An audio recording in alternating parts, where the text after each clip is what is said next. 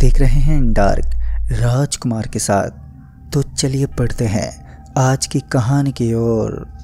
दोस्तों, विशालपुर एक छोटा सा गांव था और ये गांव जंगल के बीच में बसा हुआ था और इस गांव के आसपास कहीं पहाड़ भी थे। इसी कारण लोग इसे पहाड़ी गांव भी कहते हैं।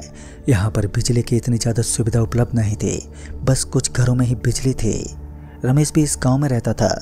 रमेश के घर एक चक्की थी और सारे गांव के लोग गेहूं को रमेश के पास ही पिसवाते थे, क्योंकि गांव में सिर्फ रमेश के पास ही चक्की थी। रमेश की वो चक्की उसके घर के बाहर थी। वो चक्की ज़्यादा बड़ी भी नहीं थी। उस गांव में लोग आराम से रह रहे थे।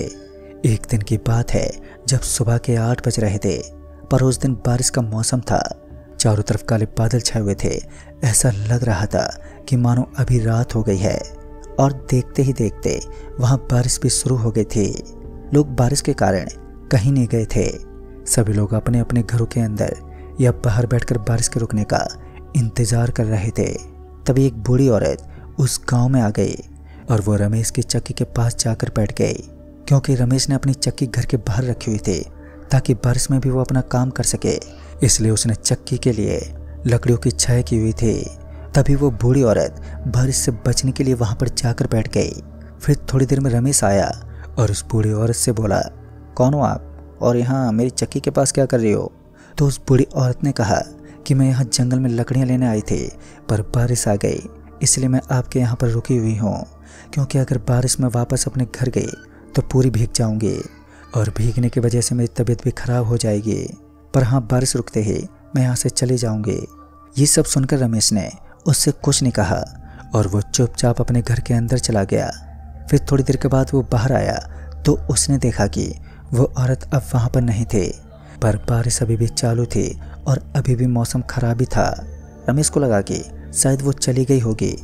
उसके बाद अगले दिन जब रमेश ने तो वो इतनी ज़ोर ज़ोर से उछलने लगी जैसे मानो उसके अंदर कोई भूत चला गया हो। तभी रमेश ने जल्दी से उसे बंद किया, पर फिर भी वो चक्की अभी भी उछली रही थी। पर रमेश कुछ देर के लिए डर गया, लेकिन फिर उसके बाद चक्की रुक गई। फिर उसने ठीक करने वाले को बुलाया, लेकिन उसके अंदर कोई प्रॉब्लम नहीं थी। रमेश ने जब चक्की चालू की तो वो फिर से उछलने लगी और बंद करने के बाद भी वो बंद नहीं हुई। ऐसा कई बार हुआ और धीरे धीरे ये बात पूरे गांव में फैल गई। कुछ लोग कहने लगे कि उस चक्की के अंदर भूत है, पर कुछ लोग ये नहीं मानते थे और रमेश भी ये नहीं मानता था। पर धीरे धीरे वो चक्की और भी तेज उछलने लगी। कभी कभी रात को तो वो बिना चलाए ही उछलने लगते, तो कभी कभी वो अपनी जगह से दूर चली जाती। जहाँ पर रमेश उसे रखता था वो उसके अगले दिन दूसरी जगह पर मिलती। अब तो और भी ज़्यादा लोग ये मानने लग गए थे कि उस चक्की के अंदर कोई आत्मा है। और फिर उसके बाद रमेश ने उस चक्की के कुछ पार्ट्स निकाल दिए और उसे कबाड़ में रख दिया। उसके बाद ऐसे बहुत दिन बीत गए। सब पहले की तरह नॉर्मल चल रहा था, पर एक दिन जब रमेश उस चक्की के पास गया और उसने जैसे उसके ऊपर से कपड़ा हटाया तो उसने देखा कि उस चक्की के सभी पार्ट्स लगे हुए थे और वो बिल्कुल ठीक थे और दिखने में नई जैसी लग रही थी। और ये देखकर रमेश चौंक गया, क्योंकि उसने तो चक्की को लगभग तोड़ दिया था, तो वो अब वापस ठीक कैसे हो गई थी। वो ऐसा देख ही रहा था कि तभी उस चक्की के अंदर से कुछ अजीब सी आवाज़ें आने लगी। पहले तो रमेश को वो आवाज़ें सुनाई नहीं दे रही थी, पर धीरे धीरे वो आवाज़ें और भी तेज़ सुनाई देने लगी और थोड़ी देर में वो आवाज़ें बहुत ही तेज़ हो गई थी। और उस आवाज़ को सुनकर गांव के काफ़ी सारे लोग वहां पर आ गए।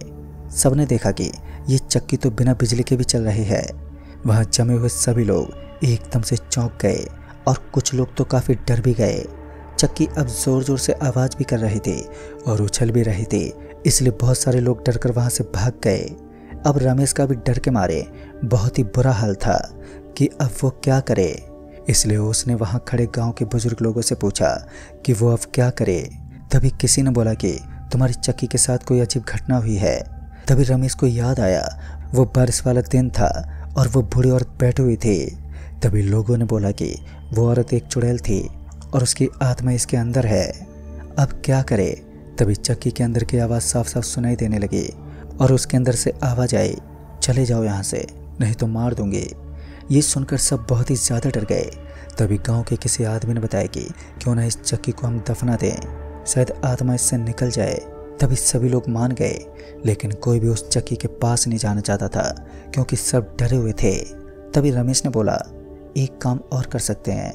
ऐसा बोलकर उसने चक्की के चारों तरफ केरोसिन तेल छिड़क दिया और उसमें आग लगा दी, पर फिर भी उस चक्की को कुछ नहीं हुआ। फिर थोड़ी देर के बाद जब आग बुझी तो लोगों ने देखा कि वो चक्की वैसी ही है जैसे कि वो पहले थी। आग लगाने के बाद भी उसे कुछ नहीं हुआ। अब तो सभी लोग और भी ज़्यादा डर गए क्योंकि आग लगने के बाद उस चक्की की साइज और भी ज़्यादा बढ़ गई थी। अब लोगों को कुछ भी समझ नहीं आ रहा था क्योंकि अब वो इतनी बड़ी हो गई थी कि उसे दफनाया भी नहीं जा सकता था और वो काफ़ी भारी भी हो गई थी। अब तो कोई भी आदमी उस चक्की के पास जाने से डर रहा था, कोई भी उसके आसपास नहीं जाना चाहता था। फिर लोगों ने उसे उसी जगह छोड़ दिया और अपने अपने घर जाने लगे। तभी उन्होंने देखा कि वो चक्की और भी बड़ी होती जा रही थी और उस चक्की ने आसपास बने घर को भी तोड़ दिया। अब लोग डरकर उस गांव से बाहर की तरफ भागने लगे और जैसे वो गांव के बाहर निकले तो रमेश ने देखा कि वो बूढ़ी औरत गांव के बाहर एक पेड़ के नीचे बैठी हुई थी। सभी लोग डरते हुए उसके पास गए और उस चक्की को ठीक करने को कहा तो वो लोग जोर जोर से हंसने लगे और अचानक वो वहाँ से गायब हो गई। अब किसी को भी समझ में नहीं आया और तभी उन्होंने देखा कि उस चक्की की साइज अब कम हो रही थी। फिर वो वापस अपने गांव की तरफ गए और वहाँ जाकर उन्होंने देखा कि वो चक्की अब पहले जैसी नॉर्मल हो गई है। और उसके बाद गांव वालों ने उठकर उसे गांव के बाहर एक बड़े गड्ढे के अंदर डाल दिया और उसके बाद से गांव में ऐसी कोई भी घटना दोबारा नहीं हुई और अब सब पहले की तरह नॉर्मली हो गया। तो दोस्तों, इस कहानी में बस इतना ही। कहानी आपको पसंद आई हो तो वीडियो को लाइक शेयर ज़रूर कर दें और साथ ही हमें कमेंट बॉक्स में नीचे ज़रूर बताएं। तो मैं जल्दी मिलूँगा ऐसे एक और नई कहानी के साथ। तब तक के लिए बाय एंड टेक केयर।